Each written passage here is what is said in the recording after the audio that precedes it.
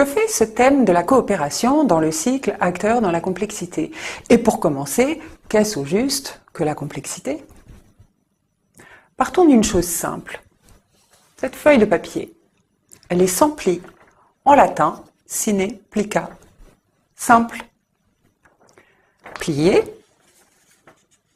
avec pli, elle devient complica, compliquée.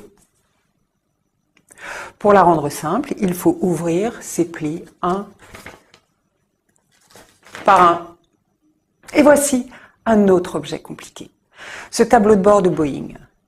Le pilote doit manier tous ces boutons un par un.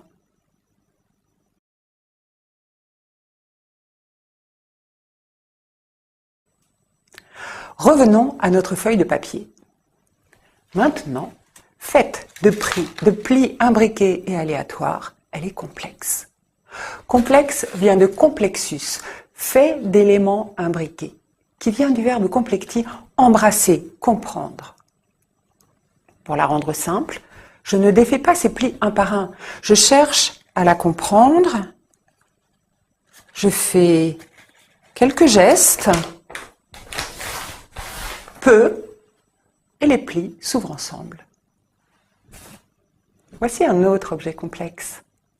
Si vous cherchez à gérer ces spaghettis individuellement, vous n'allez pas vous en sortir, mais approchez une fourchette. Donnez-lui un certain angle, tournez-la sur son axe, les spaghettis se choisissent et s'organisent d'eux-mêmes autour de votre geste.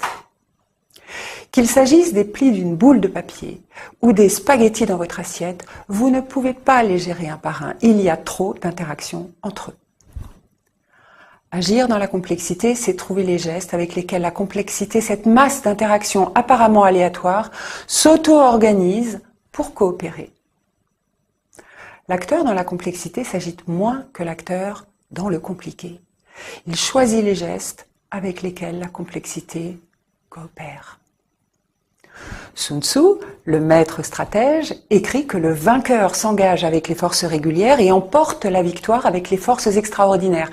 Et tout son texte indique que ces forces extraordinaires, nécessaires au milieu complexe, sont celles de la coopération.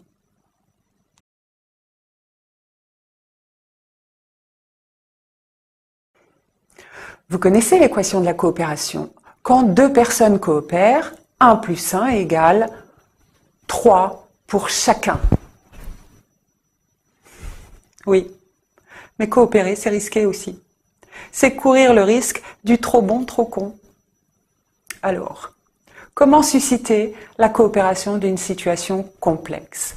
Y a-t-il une ligne de conduite ou stratégie pour ça? Et si oui, laquelle? Pour le savoir, on aimerait s'appuyer sur des bases un peu rationnelles. Justement, une expérience conduite dans le cadre de la théorie des jeux conduit au pied de la réponse.